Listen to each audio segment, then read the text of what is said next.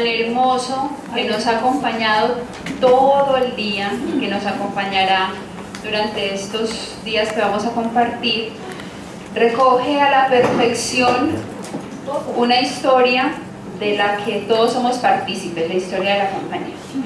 La artista de ese dibujo es Lidia Carlota, por cariño le decimos Lichi. Lichi es religiosa de la compañía, ella es religiosa ya de Voto Solemnis. Y Lichi, además de ser una artista tan maravillosa, me pidió ahora en el algo que le permitiera explicar el concepto que nos dejó como un vacío en el grupo 10, porque fue un concepto con el que no nos identificamos. Entonces Lidia, que fue quien lo emitió, siente que no recogieron lo que ella quiso decir y quiere contarnos qué es. Buenas tardes. En el punto sí de las comunidades religiosas, o sea, de la Compañía de María, el aporte de las religiosas, donde expresa el riesgo de perder nuestra identidad como mujeres consagradas, entrar en ese ambiente de secularización. En ese contexto, a mí lo que yo expresaba como cuestionamiento es que se desarrolla mucho la dimensión de la pastoral vocacional, la falta de vocaciones, pero esa dimensión más de la perseverancia. En relación a esa dimensión yo había expresado lo de que me había tocado mucho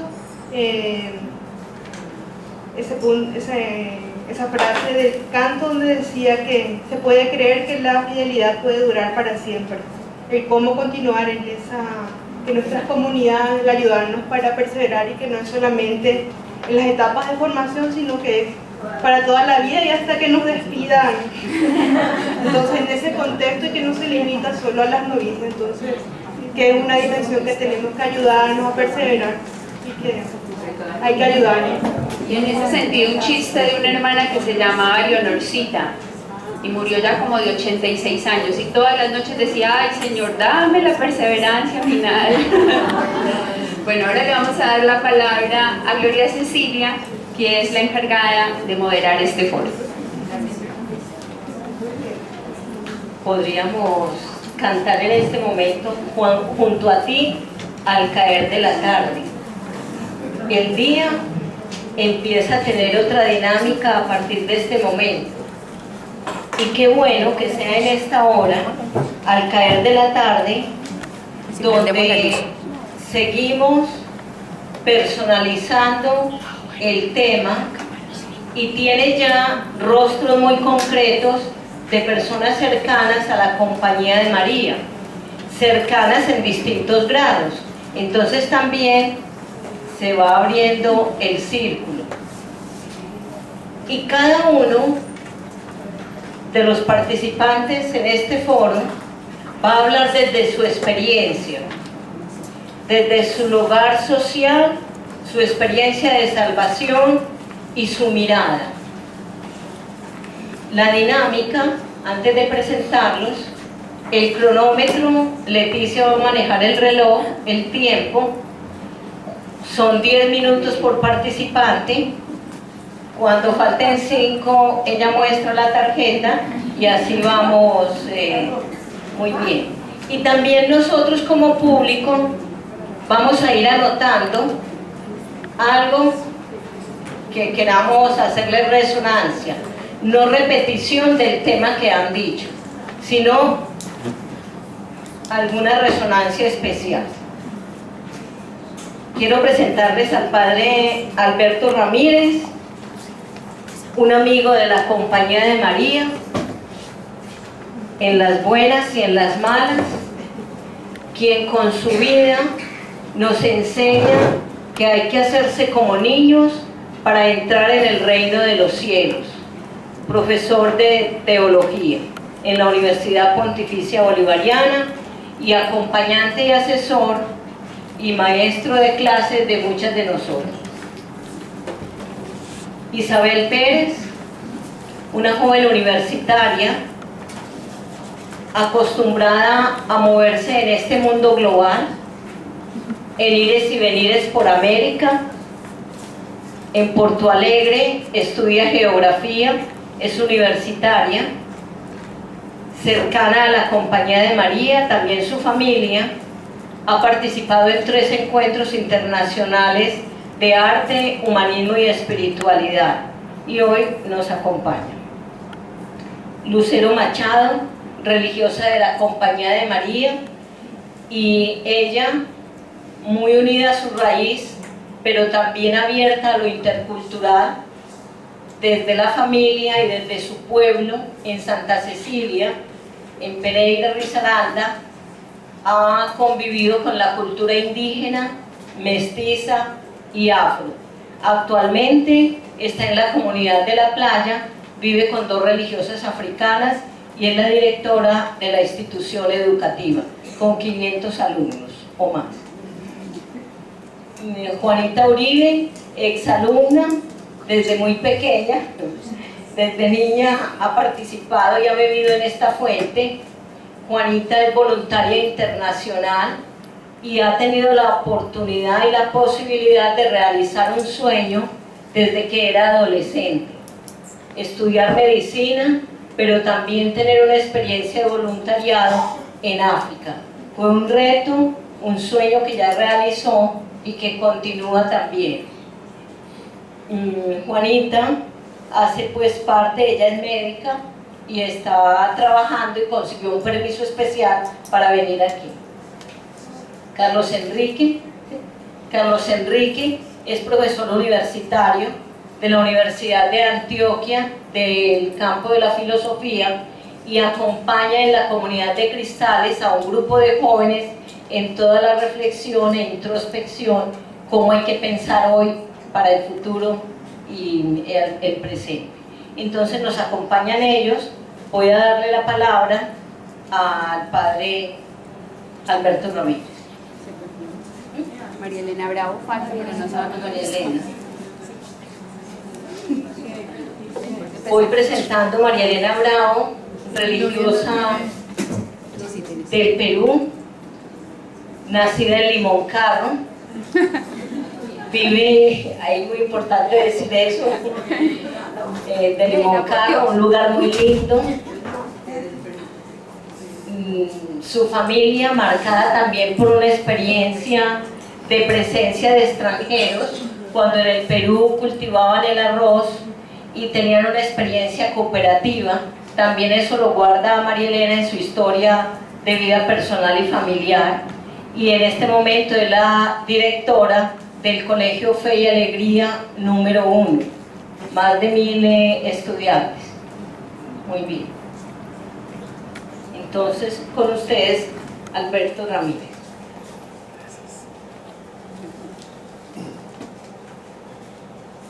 Cuando la Madre Provincial, Lili, me pidió que participara en este foro, me dijo que lo hiciera como sacerdote, porque varios de los que íbamos a participar hablaban desde sus distintos puntos de vista, todos ligados de manera muy especial por alguna razón con la Compañía de María. Yo como sacerdote pienso que no soy simplemente un amigo de la compañía, porque siento lazos que me unen con la compañía que no son solamente afectivos, sino también en razón de los servicios que nosotros, un grupo grande, podría yo decir, de sacerdotes, prestamos a las comunidades y también al colegio o a los colegios. Pero hay algo que es muy especial en esta relación de nosotros con la compañía, que es el que la espiritualidad de la compañía, yo creo que influye mucho en nuestra vida y mucho en el ministerio que realizamos. Entonces yo me alegré mucho cuando me invitó Lili y ella me dijo, me propuso un tema, yo no sé si lo entendí bien, y yo quiero decir unas palabritas sobre ese tema que se que es de todas maneras el tema que las está ocupando a ustedes desde esta mañana.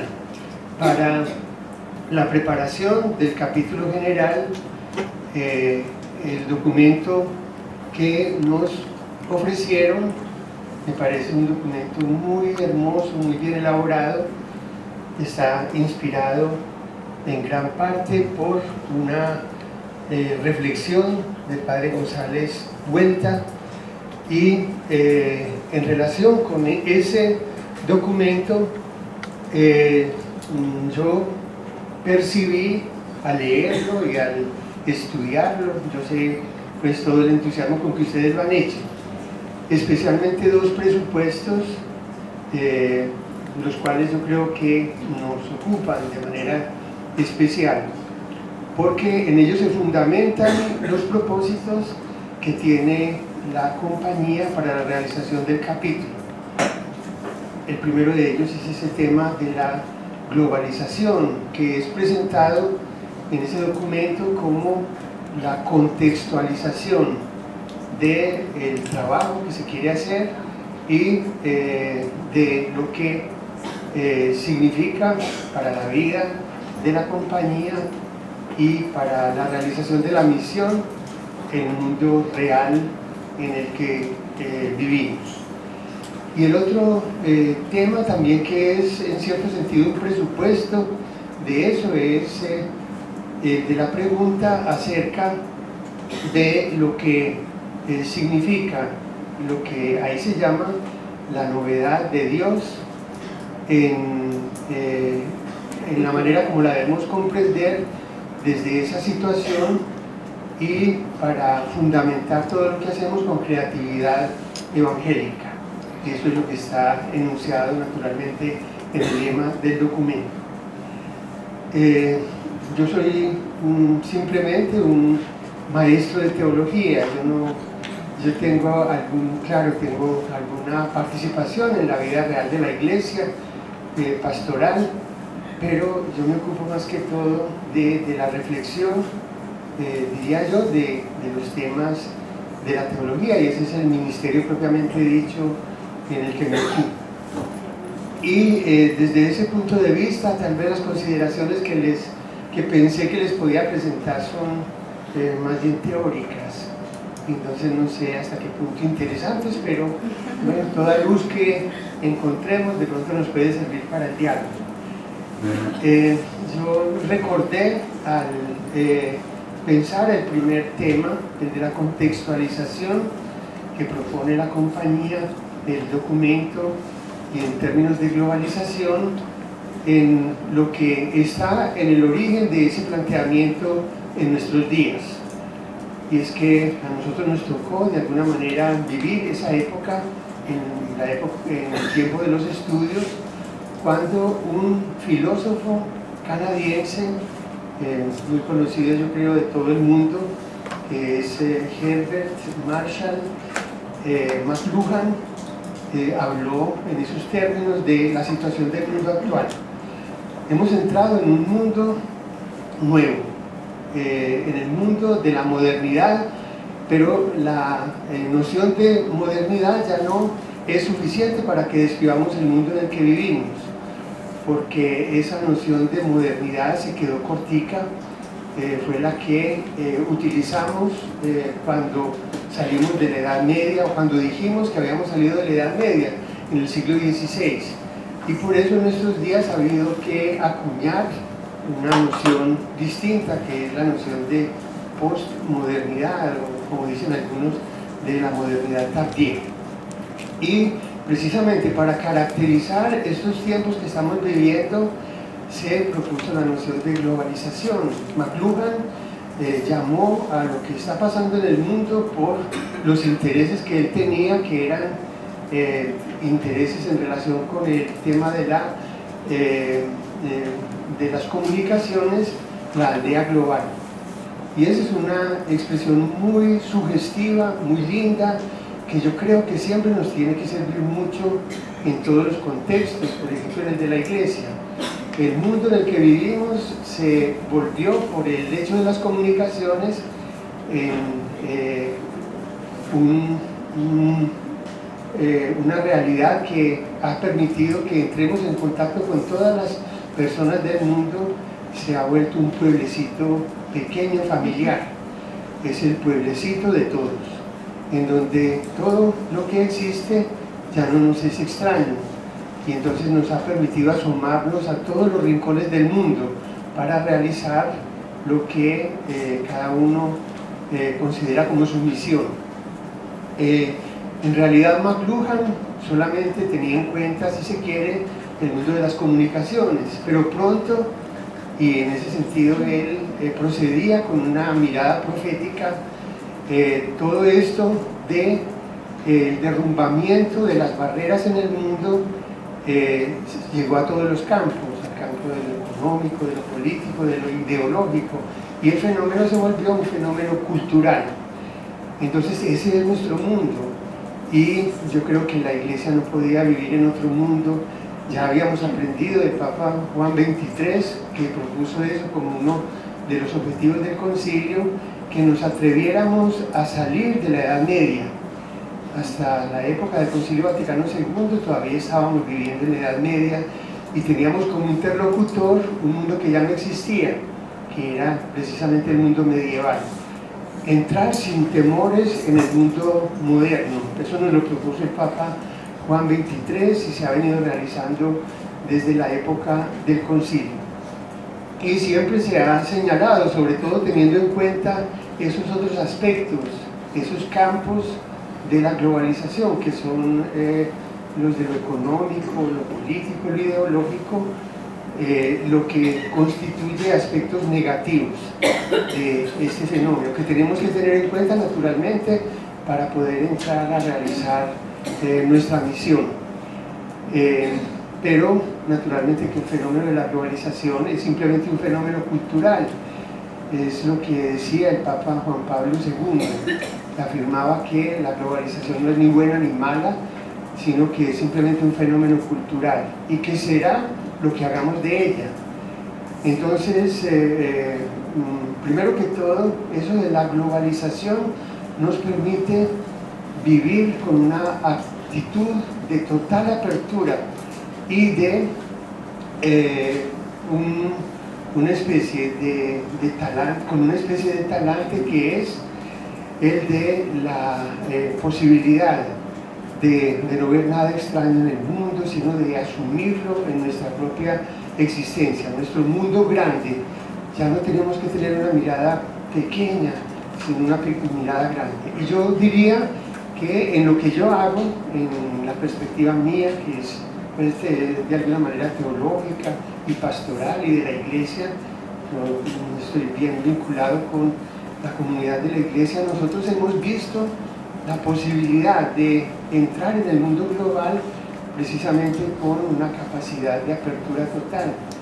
Eso del ecumenismo, de no considerarnos solamente nosotros como los que tenemos la verdad y las posibilidades de realizar una misión interesante en el mundo, eso yo creo que ha sido un factor de mucha importancia. Pero más que eso viene desde la época de Juan XXIII. Nosotros nos asomamos al gran mundo de la religión y de la experiencia de Dios, que es el mundo de las religiones. Entonces en eso estamos, y ese es en cierto sentido como lo que constituye para mí la sensibilidad que como sacerdote y como miembro de la Iglesia y como teólogo puedo realizar. Pero esa apertura total yo no la veo solamente pues, en mi vida, y yo creo que el contacto con la compañía de María a mí me ha servido muchísimo, porque este mundo de ustedes es un mundo de apertura grande, y yo lo he visto sobre todo en los últimos años. Entonces ese es el aspecto positivo. El aspecto negativo todos lo conocemos, que es el hecho de que tengamos la tentación. Sí, no, pero termina la idea. ¿Cuál es la tentación? No, es simplemente la tentación que siempre tenemos de dejar que quienes son los que dominan el mundo sean los que realizan la globalización. Y entonces yo creo que ese es el gran riesgo que tenemos porque se pierde la perspectiva de los pequeños. Si alguna cosa tiene que ser el reto que nos plantea esta situación que vivimos, es que veamos el mundo desde los humildes, desde los pobres, desde los que sufren, y eso es lo que nos permite considerar el tema de la globalización desde el punto de vista de la necesidad de corregir lo que es un riesgo. Y yo termino entonces con lo segundo. Yo pensaba en llegar allá, que era en este mundo es en el que tenemos que dar razón de Dios. El Dios en el cual creemos es el Dios de la novedad, y nosotros hemos tenido el riesgo de ver a Dios como el Dios del pasado. Y si Dios no es eso, Dios ahora estamos diciendo que es el Dios de la gran novedad, que es el Dios que no existe desde el pasado sino desde el futuro. Dios es el porvenir, lo que está por venir, y yo creo que pues eso nos permite vivir todo este proyecto que tenemos desde la situación real de la vida, como lo debemos hacer con creatividad evangélica.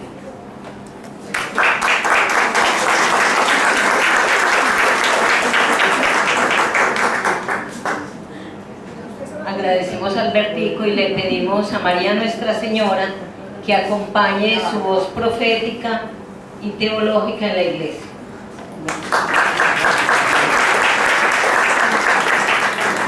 Isabel Pérez.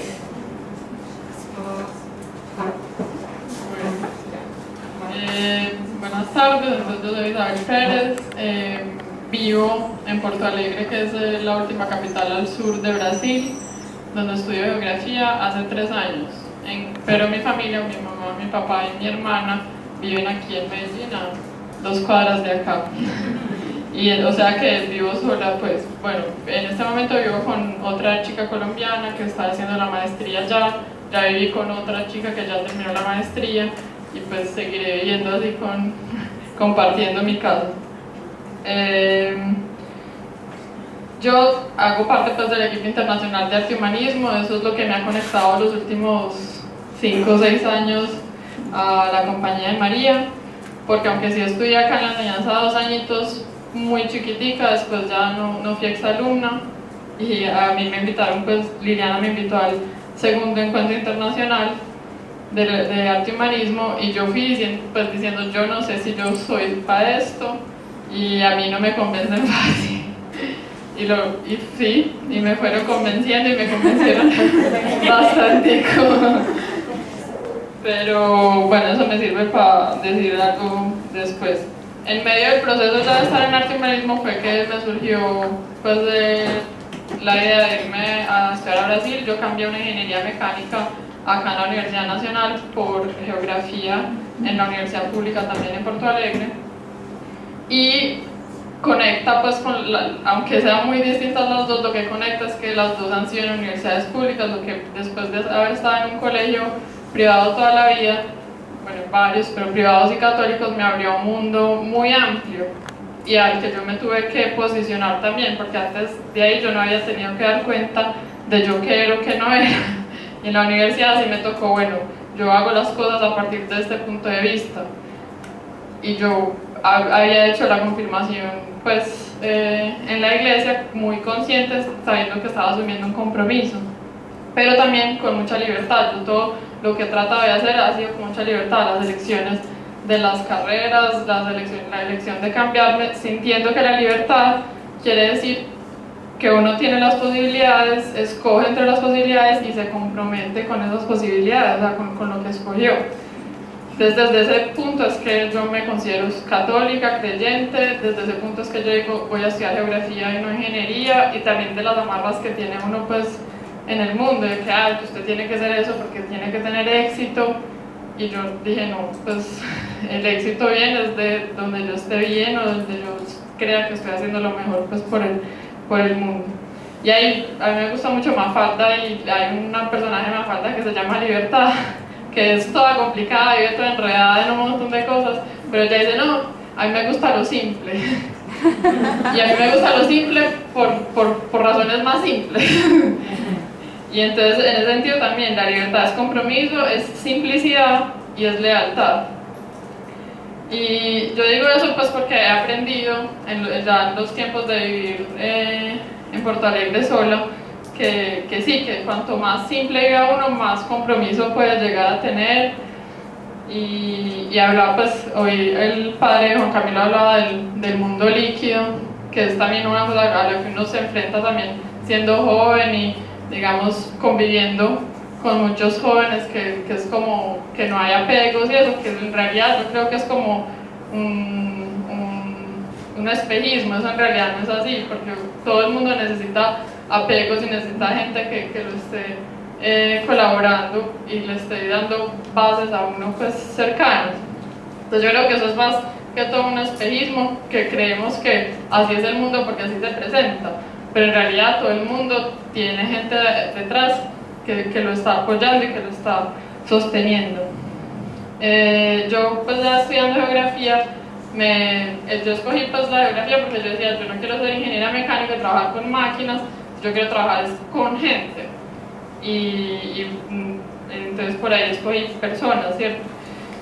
Pero en geografía estamos estudiando mucho pues los grandes temas por encima, la cuestión del centro y la periferia, la cuestión de lo global y lo local, que es mucho de lo que se está hablando también, o sea, entre ustedes, es muchas de las cuestiones que se están poniendo, pero eso se estudia desde un punto de vista muy teórico. Y entonces uno va a trabajar con la gente y uno, bueno, ¿cómo aterrizo yo estas ideas a hablarle al fulanito de tal que tiene nombre?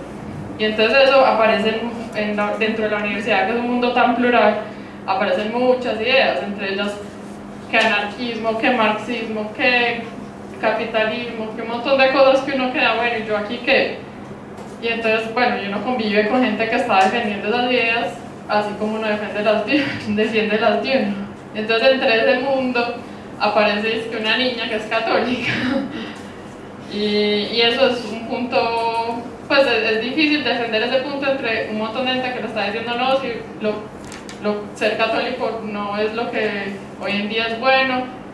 Y yo he aprendido a ser fresca y he aprendido que así la gente me para, pues que siendo fresca y más bien mostrando y haciendo las cosas como me parece que las tengo que hacer, la gente me va como, ve, ¿por qué? ¿Y por qué vos sos así? Y me han surgido preguntas así de gente. He ido a las dos JMJ, una con arte humanismo y otra sí sola, y la gente me pregunta, ¿pero por qué? ¿Vos qué haces esto? ¿Por qué vas también a esto? Y yo no, pues porque me parece que este es mi punto de defender la vida. Lo que por ejemplo, yo trabajo en un barrio con unos compañeros.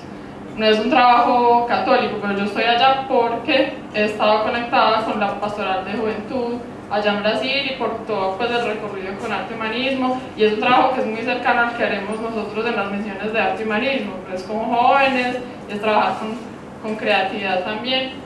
Y ellos saben que yo estoy allá por ese punto de vista y esas cosas son complementarias. Entonces yo lo que veo es que a mí lo del cristianismo me conecta es con la persona, y ese es el valor pues, que yo le doy, me lleva a ser yo mejor persona, buscar, como decía también el padre hoy, buscar lo mejor de mí, que es lo mejor de la humanidad, que es la búsqueda pues, de llegar a ser una persona más cercana a Jesús, y buscar ver en el otro también lo mejor que Él me puede entregar, que también es como una visión pues de humanidad, y eso pues a mí me genera mucha tranquilidad en lo que yo voy haciendo y me genera la posibilidad de ser coherente. Hay una frase de Fernando Pessoa que dice ser plural como el universo. Yo me siento un poco así, o sea, yo siento que soy capaz de dialogar con un montón de cosas muy plurales, pero que a la vez tengo como que mis certezas, aunque sea una certeza que lleve a muchas incertezas de pronto, pero que es desde ahí de donde yo estoy trabajando.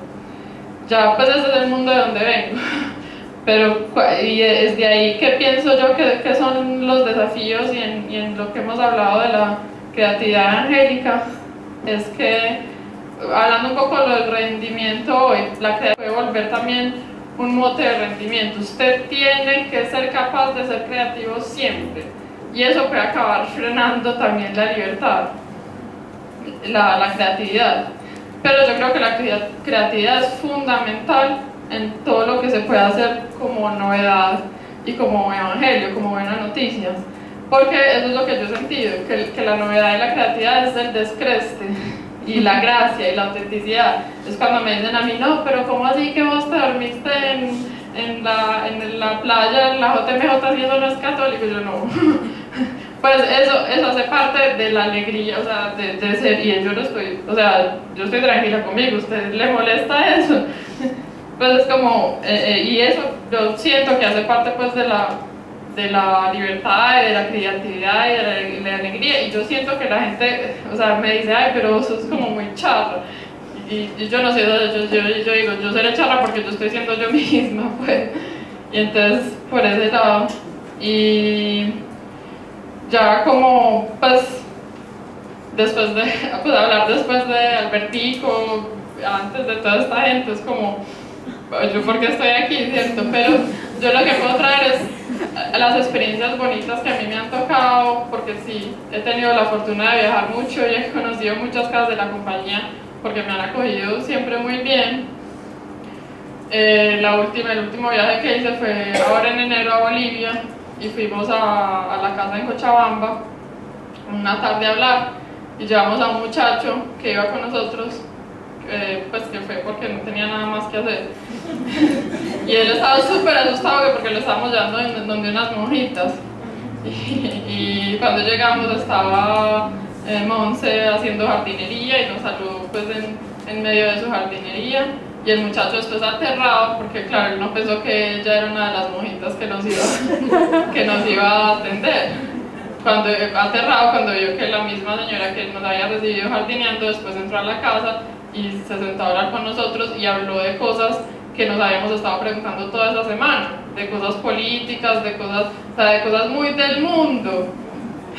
Y el muchacho después sabe que la tal monjita, porque la gente tiene muchas ideas que uno dice, de pronto no han tenido la oportunidad de conocer bien, pero entonces como mostrando esa autenticidad, o sea, esa cotidianidad que es la relación, digamos, local, global, es lo que da una gran novedad. O sea, esa es la gran novedad que yo veo en todo este cuento, y la que a mí me anima a seguir en eso. Sobre las tecnologías, pues ahí yo estoy metida. Yo creo que Arte Humanismo en parte vive mucho de esas tecnologías y se tiene que meter más, porque si no, no logra llevar a cabo todo lo que propone, pero también mantenerlo local. Yo cuando compré el celular que nos conecta con todo el mundo todo el tiempo, le puse por detrás una frasecita de un geógrafo brasileño que dice que lo pragmático y que las acciones más creativas no son las que dependen de las técnicas más elaboradas, sino las que van a lo local y las que dependen justamente de la creatividad. Una cosa no puede quitar la otra, pero pues ambas pueden convivir y pueden ayudarse a que lo local continúe siendo lo local, que podamos generar lo global de una forma muy creativa, y eso.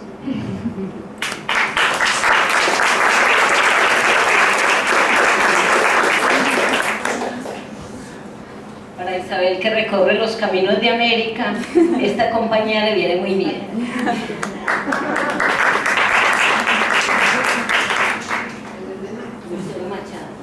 Buenas tardes. Yo hablo muy rápido, si de pronto me acelero, por favor me paran. Lucero tiene una presentación, entonces vamos a movernos un poco, a reubicarnos. No sé, apagamos la luz. Bueno, las dos primeras diapositivas fueron suministradas por el Consejo Noruego, que hace presencia en la costa. Yo vengo del departamento de Nariño y su capital es Pasto. Nariño se compone de 64 municipios y 230 corregimientos, agrupados en 13 subregiones o provincias. Vemos a Nariño en la parte de abajo, en la parte sur. También Nariño está dividido en subregiones. voy a hacer fuerza en las 3 primeras subregiones, Sanquianga, Pacífico Sur y Telembí, porque son los 10 municipios de la costa pacífica, y Francisco Pizarro hace parte de la subregión del Pacífico Sur, Tumaco y Francisco Pizarro, y su cabecera municipal es Salahonda. Causas de la problemática en Nariño: cultivos de uso ilícito, presencia de grupos armados. El 64% de la población vive en pobreza y el 23% en pobreza extrema. Operativos a gran escala y militarización creciente con fuerza pública. Gran potencial de recursos naturales y grandes megaproyectos. ¿A qué nos conlleva esta problemática? A la violación de los derechos humanos e infracciones en el derecho internacional humanitario. ¿Cómo? Con amenazas, desplazamientos individuales y masivos, también de gota a gota, víctimas por minas antipersonas, asesinatos selectivos y de configuración múltiple, ejecuciones extrajudiciales, extorsión, reclutamiento forzado, secuestros, confinamientos o fronteras invisibles. Nariño, a nivel nacional, ocupa el 3er puesto en expulsar y recibir población desplazada víctima del conflicto, y el 1er puesto en la cantidad de hectáreas para el cultivo de la coca. Tumaco es el primer municipio en la costa que recibe y también expulsa población víctima del conflicto.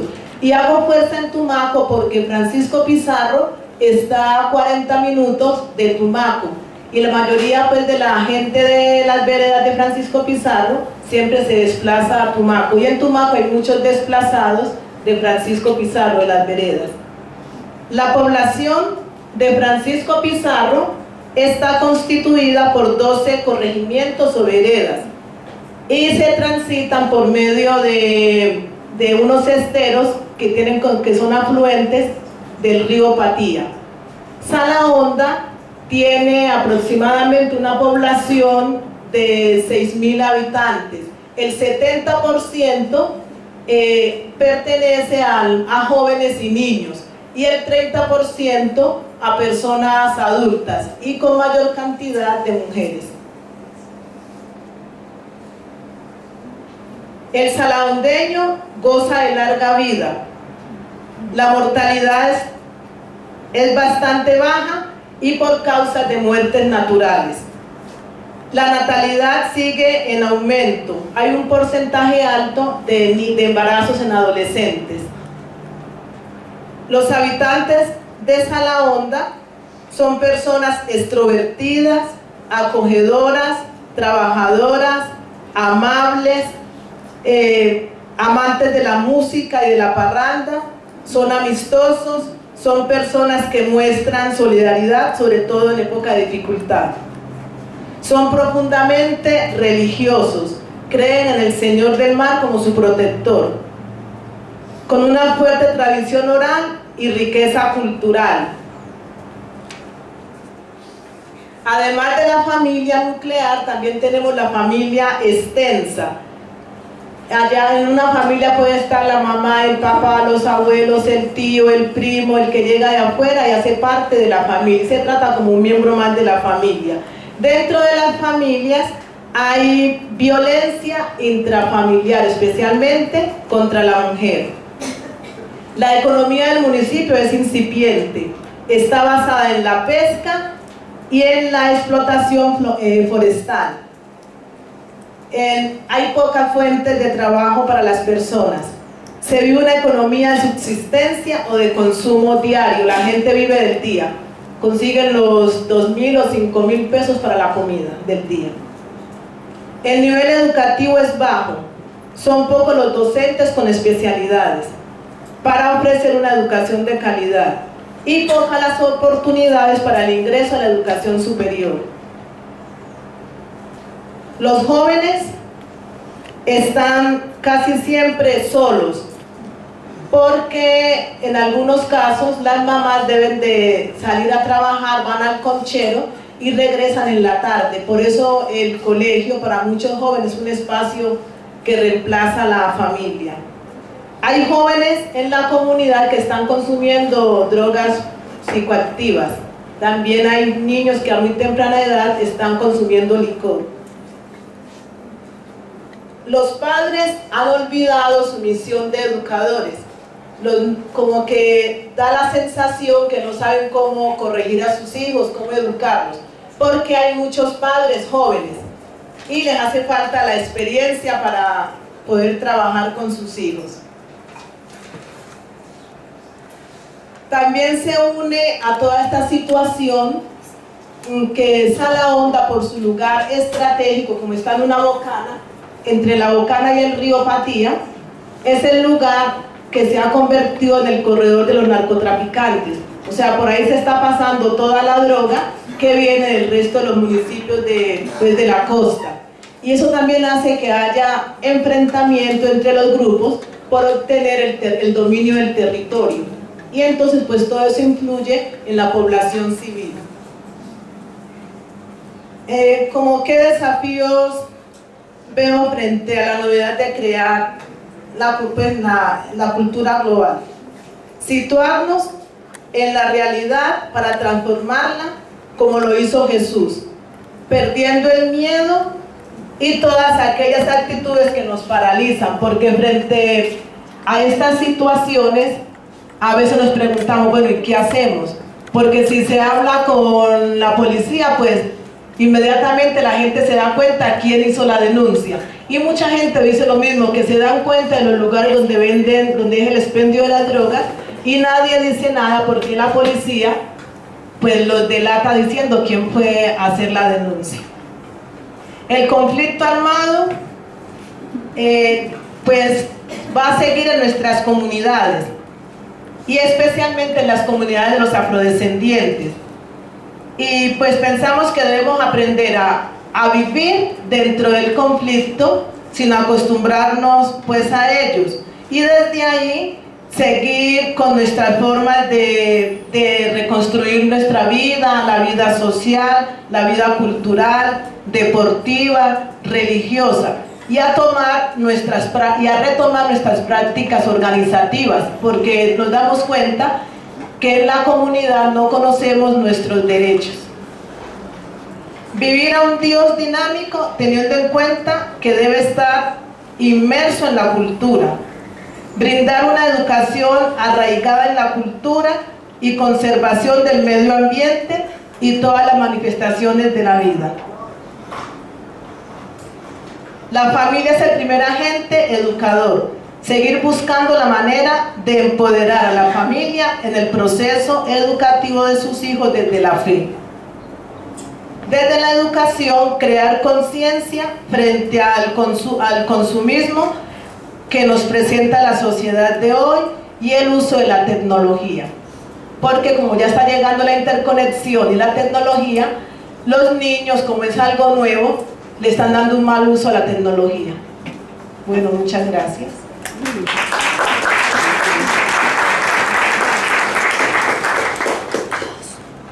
Bueno, y a Lucero le decimos que explícitamente en una cultura afro es necesario también inculturar a María Nuestra Señora y a Jesús.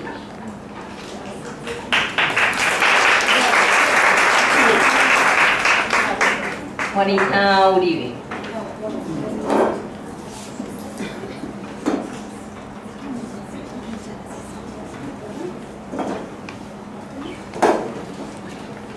Yo creo que es bueno recordar el nombre exacto del tema al que nos referimos. El mundo de donde venimos y el desafío de crear la novedad de Dios en la cultura global. Buenas tardes, ya me presentaron, Juanita Uribe. Vengo, yo pues pensé esto, a mí también cuando Lili me llamó y me dijo, me costó mucho organizar lo que quería decir, pero vamos a ver si lo logro.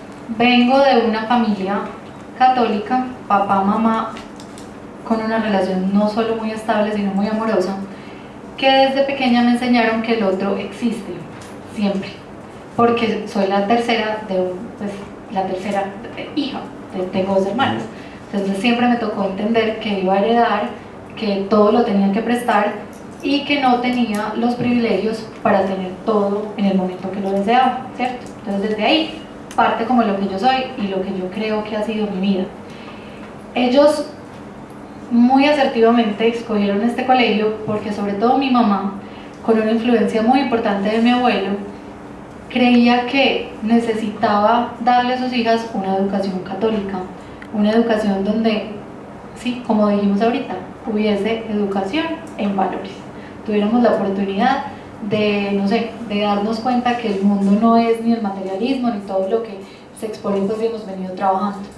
Entonces, por eso mi mamá escogió como el colegio y con ayuda de la Madre María Cristina, mis hermanas pues pudieron estudiar acá y yo seguí. Desde que yo estuve en el colegio, desde muy pequeña, tuve una actitud muy crítica frente a todo, no criticona, sino crítica. Cuando iba a hacer, Isa ahorita decía que cuando iba a hacer la confirmación ella lo hizo muy convencida, yo lo hice muy convencida después de hablar mucho rato con Lili, ¿cierto? Y de haber dudado enormemente si esa era mi fe. Y dudaba era porque yo siempre había sentido que había algo, un componente que le faltaba a todo, era el componente del actuar, de cómo llevar todas esas palabras bonitas al hacer, al aquí, a la hora y al ponerlo en práctica. Pero me enamoré a través de todas ustedes y de todas mis vivencias de la compañía, me enamoré de la vida y de la obra de Jesús, me enamoré de ese dar, de ese amar al otro, de ese entregar la vida y de pensar que hay otro que siempre necesita ayuda. Y a partir de eso tomé las decisiones más importantes de mi vida. Y entre ellas está el haber decidido ser médica. Fui médica con ese convencimiento que iba a ser la mejor manera de poder entregar mi vida para el servicio de los otros.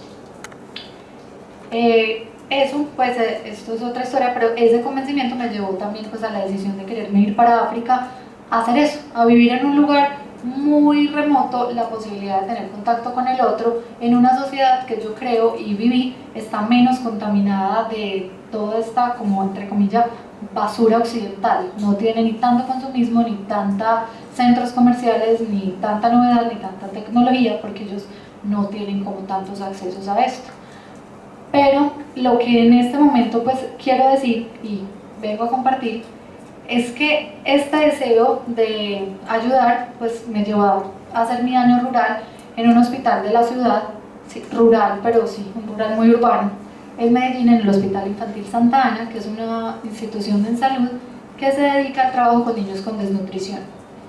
Y este año ha sido un año en donde he sentido diariamente eso, el desafío de crear la novedad de Dios en esta cultura global, pero no, pues no así como tan textual, pero sí he sentido como el desafío de cómo hacer para que mi quehacer no se vuelva una rutina como la que veo en todos mis colegas. ¿Cómo he hecho durante todo este año para que mis acciones trascendan en algo, en alguien, en un niño? Y encontré que hay 3 palabras, o pues han existido sí, como 3 verbos que me han ayudado a darme cuenta que es lo que para mí representa el reto en el momento actual, sobre todo en el área de la salud, y son incluir, defender y humanizar. Lo primero que me encontré en este año es que, hablando en salud, y creo que eso aplica para muchos aspectos de la vida, tenemos un problema gigante de deshumanización. El trato humano no existe, punto. O sea, no hay humanidad en nada. No se escuchan los pacientes, pero tampoco se escuchan las personas, pero tampoco, pues no sé, se quiere, se tiene, se acaricia, se acompaña. No, eso se perdió. Y en mi quehacer, eso es gravísimo, porque yo no concibo que eso no pueda estar dentro de una práctica como la medicina, que es de un humano para otro humano. O sea, yo tengo que procurar hacer lo que a mí, lo que pues me gustaría que conmigo hicieran, ¿cierto? Entonces, ese para mí, ese es el reto, pues es como un reto. En el día a día mío, yo procuro a mis niños o a mis pacientes, porque solamente veo pacientes pediátricos, jugar, interactuar, tocar, acariciar, molestar, ¿cierto? Cosas que uno dice y que en muchos días de mi vida, días muy complicados, me han dicho, doctora, ¿usted qué está haciendo? Pues concéntrese en lo importante. Lo importante es escribir la historia clínica, lo importante es mirar el computador, lo importante es hacer el anexo. No, lo importante no es jugar, aquí no vino a jugar, ¿cierto? Pero es que jugar sana, y eso es un reto, y eso para mí representa marcar la diferencia y hacer que Jesús se exprese a través de mis obras en eso, en amor hacia el otro. Entonces creo que esa humanización de todo, del trato y sobre todo en la área de la salud, es importantísima y es un reto muy grande en el momento actual. Hay que defender que los niños, hay que defender la infancia. Tenemos una infancia extremadamente aporreada y como educadoras, todas ustedes, incluso yo, ya me siento algo educadora porque ya soy médica, eso también hace parte pues como de la palabra. Yo creo que hay que defender que esa niñez sea lo más pura que pueda, no pretendiendo con eso que no tenga problemas, porque no por defender significa que te voy a super cuidar, que no puedes tocar el piso y que la vitamina mugre no existe, no, eso no significa eso, pero sí significa entender que es un niño y que como es un niño tiene derecho a jugar, tiene derecho a hablar, tiene derecho a tener unos padres que lo acompañen. Entonces eso es un reto en el momento actual. La niñez es súper importante. Si no hay una niñez sólida, no hay un futuro con el que trabajar.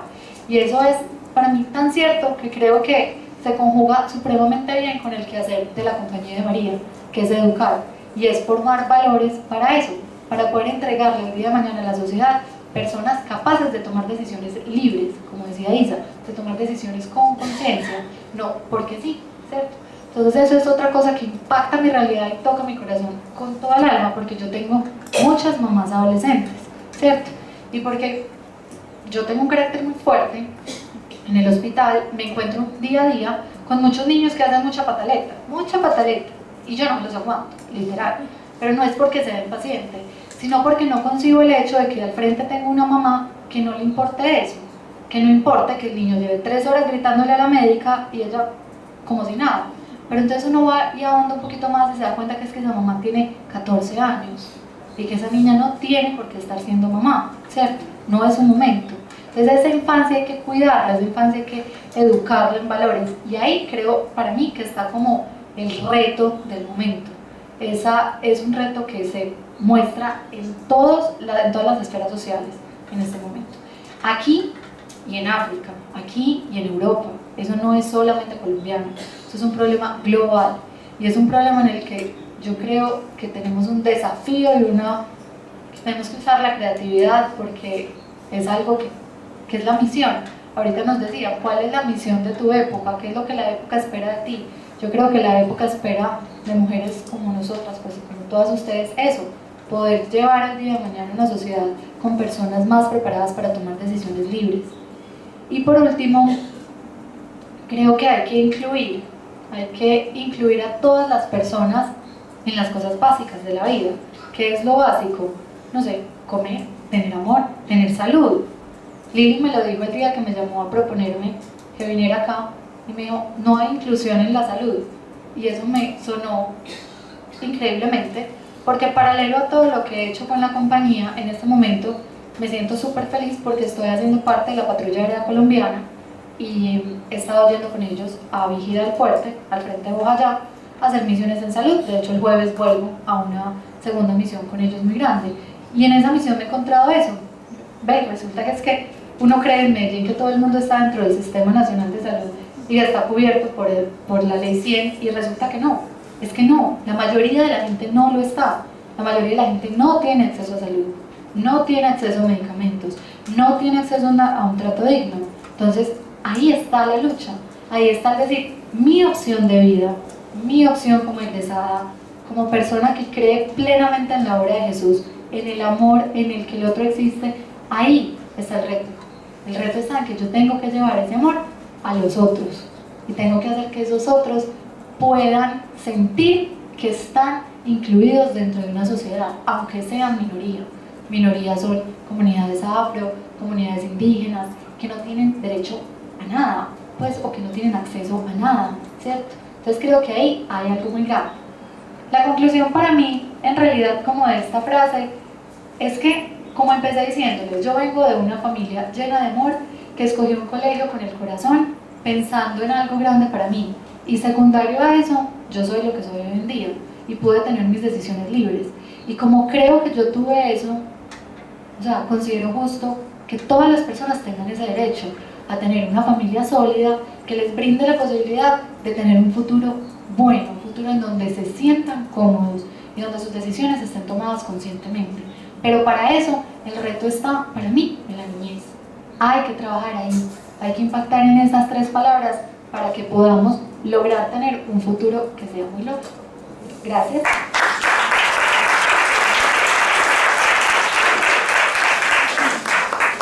Y a Juanita le entregamos a María Nuestra Señora con el niño. Juanita, para que sigas cuidando la vida como mujer desde toda la sensibilidad femenina.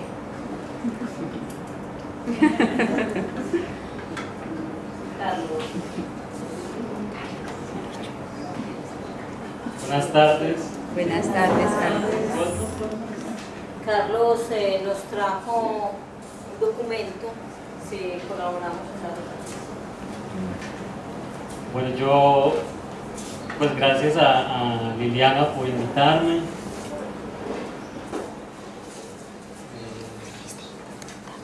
Al igual que el padre Alberto, voy a teorizar un poquito. Yo soy un filósofo, entonces me cuesta mucho hacer otra cosa. Y me siento muy tocado por la presentación de Lucero, que nos muestra desde su contexto ese escenario de las muchas formas de opresión que persisten en regiones como la suya y en general en muchos lugares. Yo en la Universidad de Antioquia tenemos un particular cariño por la memoria y el legado del padre Camilo Torres. Quiero compartirles un texto que conmemora los 49 años del asesinato del padre Camilo. Ayer tuvimos un encuentro a propósito, el 15 de febrero, que se conmemora pues la fecha. Y quiero hablar un poco en el contexto de la teología de la liberación. Me parece que el tema de la vida consagrada implica repensar la iglesia en términos de misión, y yo creo que la palabra liberación sigue siendo una palabra que da una pauta para pensar la tarea de la iglesia. También acudiendo a Evangelii Gaudium, donde se insiste pues particularmente en el tema de la misión con 2 perspectivas. Una, la necesidad de lo que Francisco llama en el parágrafo 16 una saludable descentralización de la iglesia y de las formas de vida religiosa en el seno de la iglesia, una saludable descentralización. Y más adelante en los pasajes en los que habla de la iglesia en salida, de la iglesia en éxodo, de la iglesia de puertas abiertas, no apoltronada en sus templos, ni en la espera pasiva de la llegada del Mesías, sino comprometida con la salvación.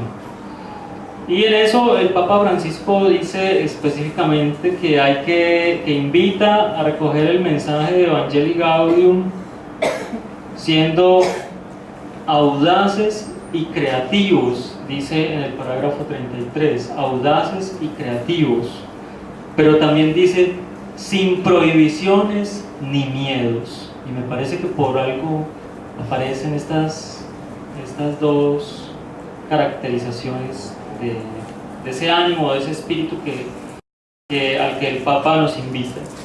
Con el Papa pasa algo muy complicado. Nos importa mucho el Papa. Estamos muy pendientes del Papa. Vemos todo lo que hace, lo seguimos en el Twitter. Estamos muy pendientes de los gestos, pero me parece que no recogemos aquello a lo que los gestos invitan. Lo hemos vuelto una figura mediática que está todo el tiempo en la televisión, más que las personalidades de la farándula, o quizá lo estamos volviendo una personalidad más de la farándula. Pero estamos dejando pasar en medio de esa bruma mediática, me parece a mí, el momento particular de la iglesia en el que estamos hoy. Entonces yo voy a leer el texto, son solo 2 paginitas, espero que el tiempo dé. Sí, sí te da. Y tuvo también por ocasión este escrito un encuentro que tuvimos con uno de los jesuitas argentinos, Juan Carlos Scanone, en la Casa de Cristales. Entonces quiero recuperar las ideas que Scanone y otros argentinos nos daban para pensar esa iglesia en salida, esa misión, ese estado permanente de misión del que habla Evangelii Gaudium, y particularmente en la línea de la corriente de la teología de la liberación, a partir de la cual había que pensar el pontificado de Francisco. A 50 años de la clausura del Concilio Vaticano II, signada por hechos memorables como el Pacto de las Catacumbas, a casi otro tanto del asesinato del padre Camilo Torres y del acontecimiento del pequeño concilio que fue Medellín, tras movimientos genuinamente revolucionarios como el de Sacerdotes para el Tercer Mundo, Golconda o los curas villeros en Argentina, nos encontramos en una nueva situación teológica en la que resurge, como en una reivindicación tardía y con una renovada vigencia, la teología de la liberación. De esta nueva situación teológica, ciertamente, es un signo la elección del Papa Francisco, cuyo pontificado está fuertemente marcado por las gramáticas de la teología latinoamericana, retomadas en documentos como el de Aparecida, del cual el Papa fue uno de los redactores, y en la exhortación apostólica Evangelii Gaudium. Pero no hay que confundir los efectos con las causas, ni los signos con el espíritu que las anima, cayendo bajo los efectos de la bruma más mediática que, embelesada en la sola persona del Papa, invisibiliza el auténtico sentido, los reales alcances y el contenido de esta nueva situación. Para captarla requerimos una mirada más comprensiva, una evaluación cuidadosa del momento actual de la Iglesia Católica en el mundo, una puesta en perspectiva que recoja los antecedentes de los 50 años transcurridos, proyectándolos al presente y al porvenir. Es lo que han hecho recientemente y de manera ejemplar los padres argentinos Carlos María Gali y Juan Carlos Scanone durante la conmemoración del primer año del pontificado de Francisco, celebrada el 27-28 de marzo de 2014 en la Gregoriana de Roma, bajo el título Las raíces del Papa Francisco a un año de su pontificado. Según sostienen los padres argentinos, la nueva situación teológica está asociada a un momento peculiar de la Iglesia en el que se reconoce a su vez la gestación de un nuevo tiempo, un nuevo Pentecostés. Para pensarlo en su real magnitud, que incluye las dimensiones profética, soteriológica y eclesiológica, el padre Gali propone con insistencia la imagen del viento del sur, retomada del teólogo alemán Walter Kasper, con la cual se designa un acontecer de Dios en la historia en el modo radical de un desplazamiento del centro de la Iglesia Católica hacia las periferias del sur.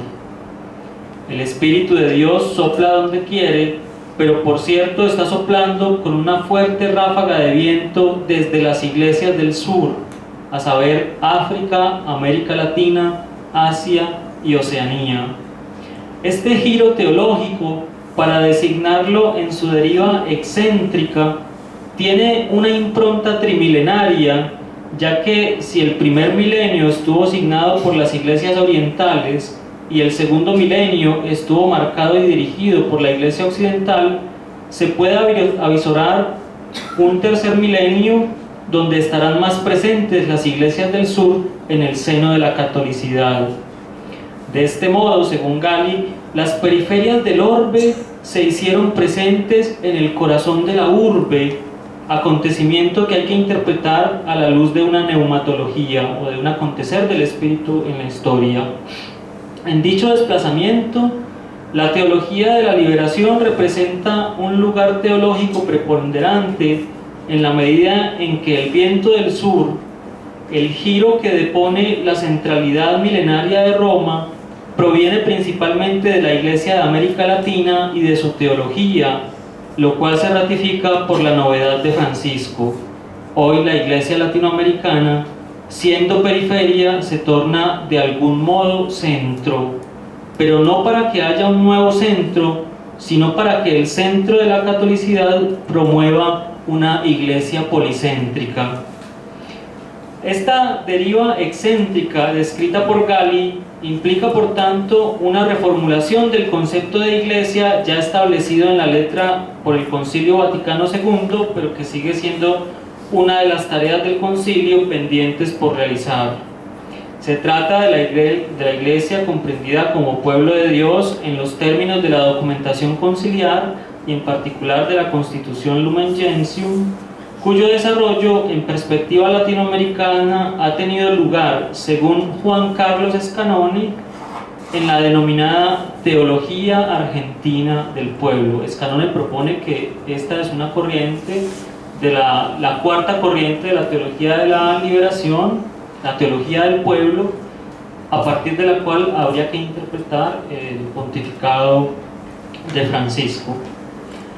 Para establecerla, Scanoni distingue las que él considera las cuatro corrientes características de la teología de la liberación, a saber, 1. La teología desde la praxis pastoral de la Iglesia, presente en los documentos de Medellín y Puebla. La teología, en segundo lugar, la teología desde la praxis de los grupos revolucionarios, defendida por Hugo Asman y bueno, digamos, de la vertiente camilista en algunos casos. La teología desde la praxis histórica iniciada por Gustavo Gutiérrez en tercer lugar, y finalmente la teología desde la praxis de los pueblos latinoamericanos, a la que pertenecería la teología del pueblo. Esta teología, influenciada por teorías como la de la dependencia y por la gramática del documento de Puebla, adopta la opción por los pobres, planteando la liberación de las formas de opresión sufridas por las clases populares, considerando que son los pobres quienes mejor conservan lo común del pueblo sin los privilegios del tener, del poder o del saber. Las líneas de esta teología son las que se reconocen en el pontificado de Francisco, durante el cual se reactualiza la opción por los pobres en el contexto mundial de coronación del capitalismo, que en su expansión planetaria ha endurecido todas las formas de opresión. Para Francisco, la realidad política del pueblo hoy es la de verse sujeto a una dictadura de la economía, y estas son palabras de Evangelii Gaudium, causante de la exclusión social que confina a las márgenes enormes masas de población, aquellos que no entran en la red del consumo y que por tanto quedan relegados a la condición infrahumana de desechos y sobrantes. El giro hacia la Iglesia en cuanto pueblo de Dios implica responder a esta situación estructural mediante una acción pastoral que necesariamente lleva consigo la adopción de posiciones políticas.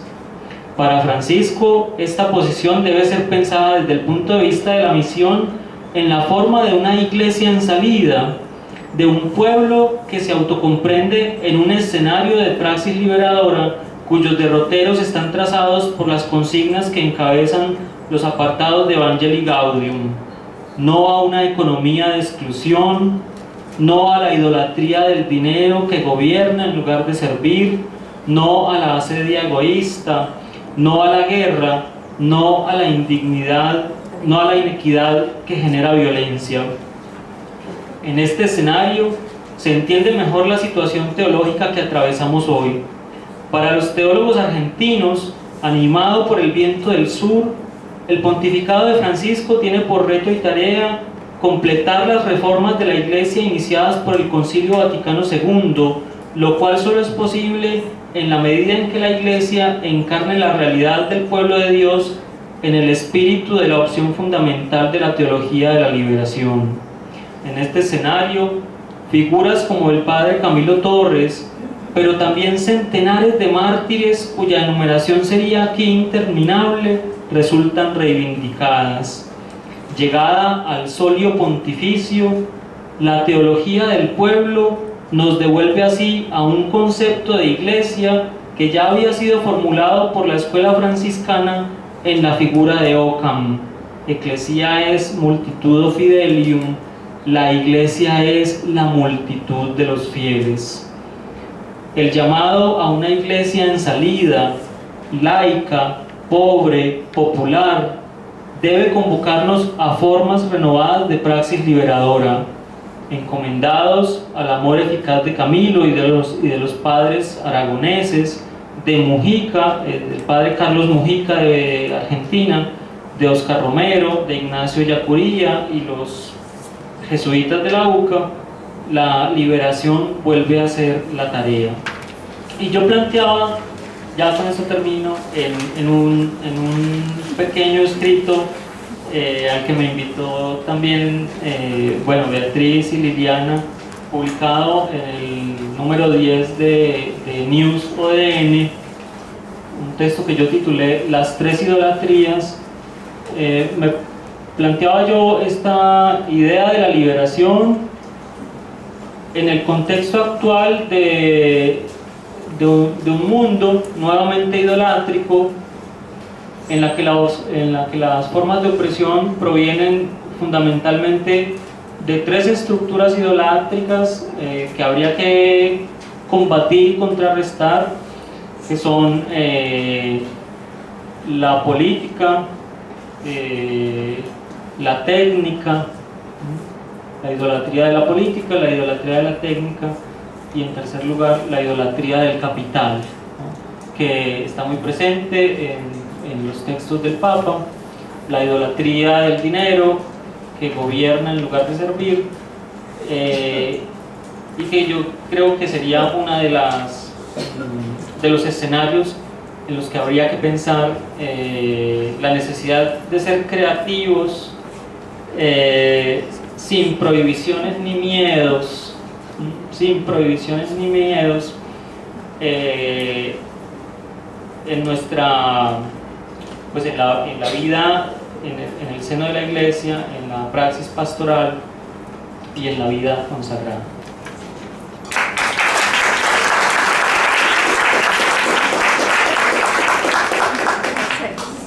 Bueno, mientras escuchaba a Carlos Enrique, pensaba en el pueblo de Israel y en María Nuestra Señora como, dijéramos, la vocera del pueblo, que también quería la liberación para él, y que ella, con su cambio de planes y su disponibilidad, pues ofreció la vida para eso. Entonces ese es un camino a seguir.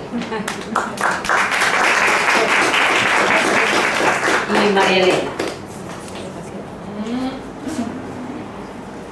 Soy María Elena Bravo, ya Gloria Cecilia me presentó. Soy peruana, y Liliana, cuando habló conmigo para compartir aquí, me decía que lo que esperaba de las personas que íbamos a estar esta tarde era también compartir eso, de dónde venimos, quiénes somos, de dónde venimos, y allí compartir un poco los retos que nos plantea este mundo global, nosotras como Compañía de María. Entonces, Soy peruana y en este momento vivo en el Perú. Vivo en la única comunidad que tiene la Compañía de María en mi país.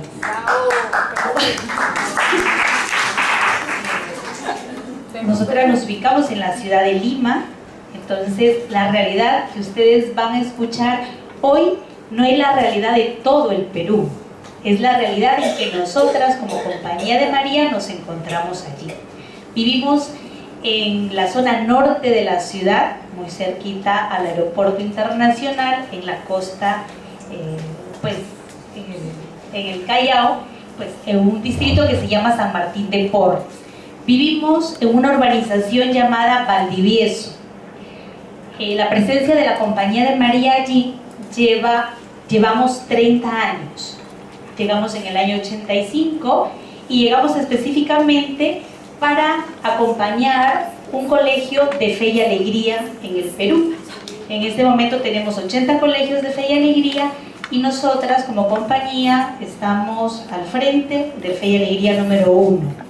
Entonces, si se dan cuenta, llevamos 30 años en ese barrio y todo lo que ha supuesto para nosotras el acompañamiento. Realmente ver crecer a Valdivieso, una zona que los pobladores llegaron de distintas regiones del Perú, por razones distintas.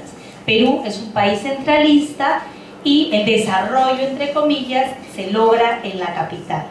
Además, también añadido por el desplazamiento por la violencia en los años 80 que se vivió en el Perú. Ahora la violencia se ha ido transformando, pero en ese momento era fuertemente una violencia con bombas, una violencia de alguna manera marcada por Sendero Luminoso.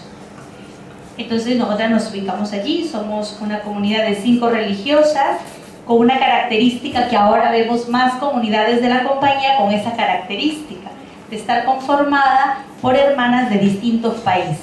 Tenemos 2 colombianas, una francesa, una española, una peruana que soy yo, y este año llega a la comunidad una mexicana. Entonces, lo internacional también supone el reto de vivir en lo intercultural, y todas pues viviendo desde la cultura peruana.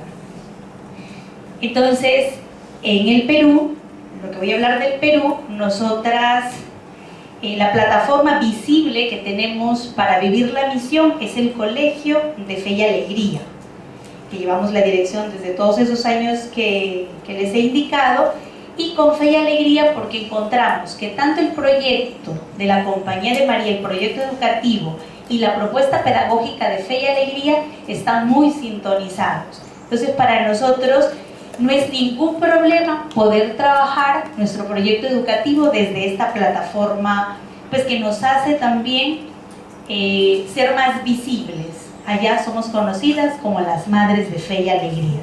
Es muy difícil que digan que somos de la compañía, pero para nosotras pues eso no es problema, ¿no? ¿Por qué? Porque si estamos, la seguridad que el trabajo es por el reino y que somos parte de la iglesia.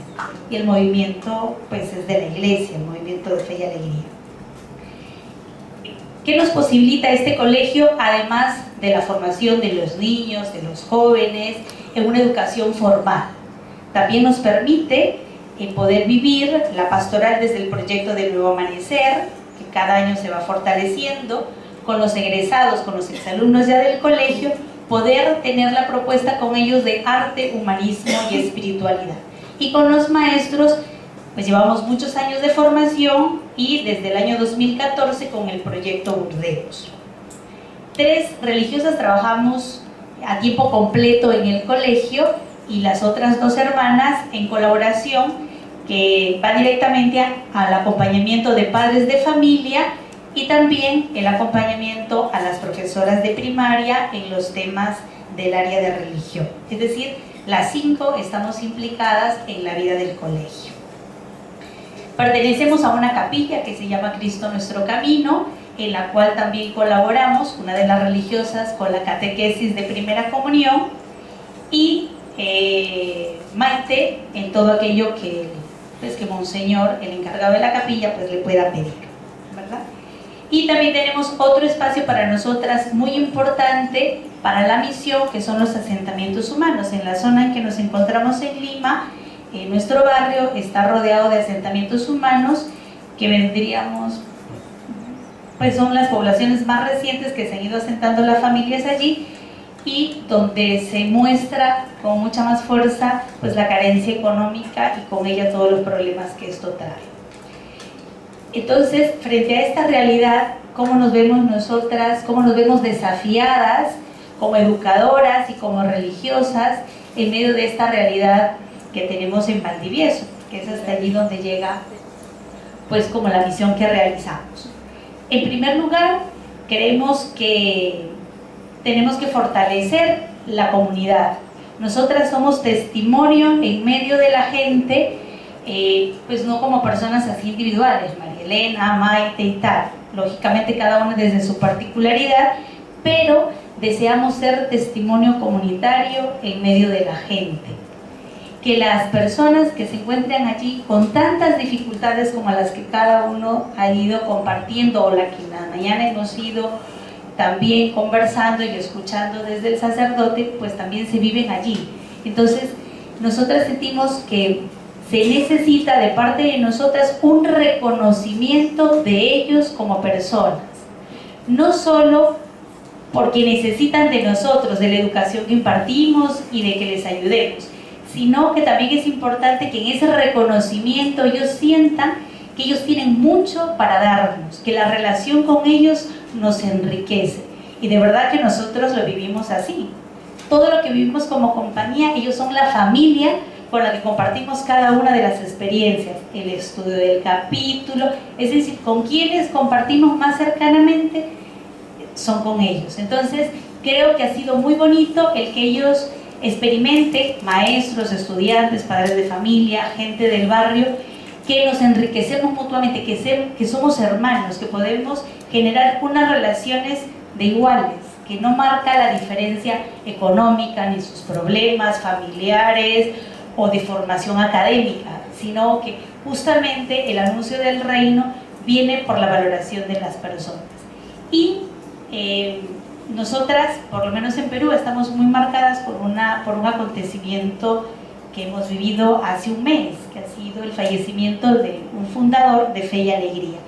Y recogiendo un poco la experiencia e intentando ver qué podíamos compartir con ustedes esta tarde, sentía que la experiencia de esta persona, como cristiano, como jesuita comprometido con los más pobres, su vida nos dice mucho de cómo ubicarnos, de cómo ser creativos frente a esta realidad de marginación y de dureza, ¿no? Y que lo más importante, él dice, para poder ser eficaz, solo la eficacia nuestra viene si esa expresión del amor que sentimos. Entonces, yo creo que ese es el reto y es el desafío. Cómo nosotros en contacto con estas personas logramos amarlas. Si las podemos amar, si las podemos acoger en todo aquello que pueda parecerse o no parecerse a lo nuestro, en lo que no podamos entender de ellos, pero si los acogemos realmente como personas, podemos ser creativos en la respuesta. Y que la creatividad no va en cosas como muy estrambóticas ni raras, ¿no? Sino que pasa por la relación. Y también otra de las experiencias con esta persona había sido como la capacidad que tenía para ver lo bueno que tenían las personas y también cómo las personas descubrían que él era bueno. Entonces, en la mañana también se repetía fuertemente que a veces miramos de una manera muy negativa la realidad. Y yo creo que la realidad, en medio de lo negativo que tiene, es más posibilidad que otra cosa. Entonces, el reto también para nosotras en el Perú, yo creo que cada lugar donde se encuentra la Compañía de María, es poder como rescatar todo lo que esas personas, esos grupos humanos, tienen de posibilidad y que nosotros al caminar con ellos avancemos juntos como a crecer como personas, a poder sentir que seguimos al Señor, que Jesús es el que va dando sentido a la vida, que podemos caminar como hermanos y por lo tanto como hijos e hijas de Dios. Y veo que me queda un minuto y en definitiva es eso, ¿no? Es decir, yo creo que lo que nos queda después de habernos escuchado todos esta tarde es ir como a lo fundamental. Sean laicos, seamos religiosas. Yo creo que si Jesús va siendo el centro de nuestra vida, de allí va a brotar en las maneras más certeras de cómo responder a este mundo de hoy, que es este el que nos toca con esas características. Y creo que hay que mirarle más las posibilidades que tiene, porque es aquí, si no, pues va a ser yo creo que muy difícil. Cómo la tecnología es posibilidad, cómo los niños y jóvenes los podemos educar para que encuentren en la tecnología una posibilidad de humanización, ¿no? Cómo podemos hacer de lo académico espacio de crecimiento personal, cómo podemos hacer de las comunidades en las que compartimos con la gente también como el espacio de reconocimiento. Yo creo que la gente lo que busca, por lo menos lo que vamos descubriendo en Perú, es cuando se siente reconocida y se siente como amada, acogida, la gente es capaz de dar mucho más de aquello que esperamos, ¿no? Entonces, nada, es solamente eso. A María Elena le queremos decir que María, Madre de la Ternura, nos enseña el cómo, siendo la madre de un hijo universal, en una comunidad internacional e intercultural, y todas en Perú, podrán encontrar cómo ponernos con él, con su hijo.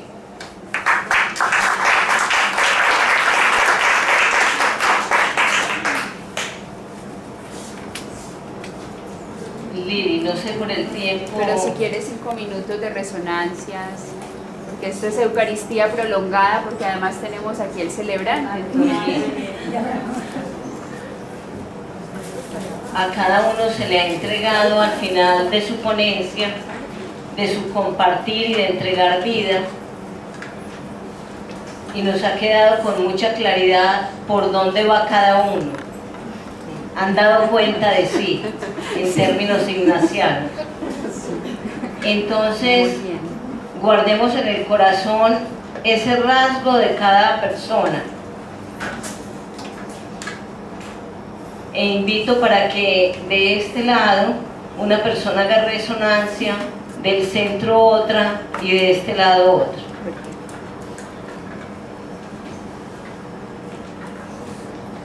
Bueno, yo le quiero dar gracias a Dios por estos laicos que son portadoras y portadores de la creatividad evangélica de nuestro mundo. Mil gracias por su aportación. Muy amables.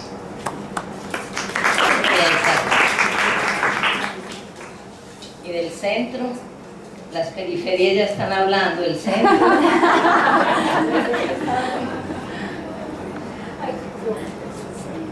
Isabel Gagiola. A mí me da mucha alegría, estuve muy atenta a todo lo que iban diciendo cada uno, porque yo creo que es muy importante, como decía Glorita, pues compartir lo que somos y lo que tenemos y lo que hacemos. Y yo creo que todos coinciden en una cosa, que hay que entregar la vida con alegría. Y muchísimas gracias.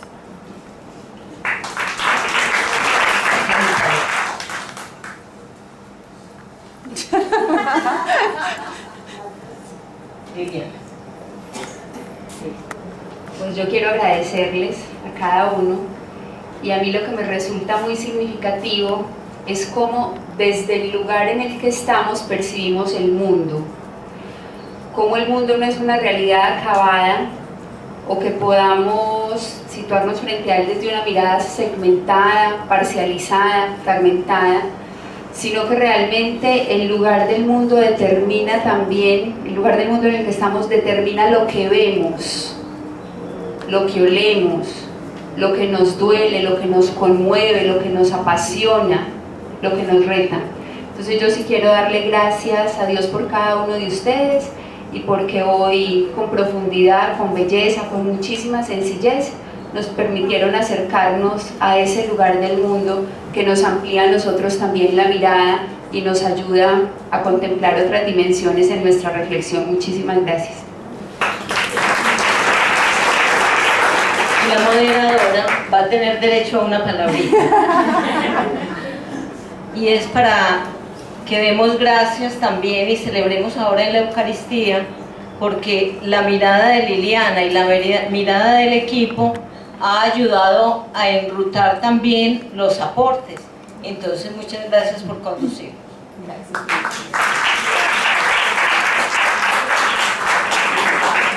Muy bien, entonces Maite nos pidió que a la Eucaristía lleváramos lo que nos queda en el corazón, con gracias, como compromiso, como reto. Entonces podemos hacerlo y nos encontramos en 5 minutos en la capilla para que podamos tener tiempo suficientemente largo de lo que queremos.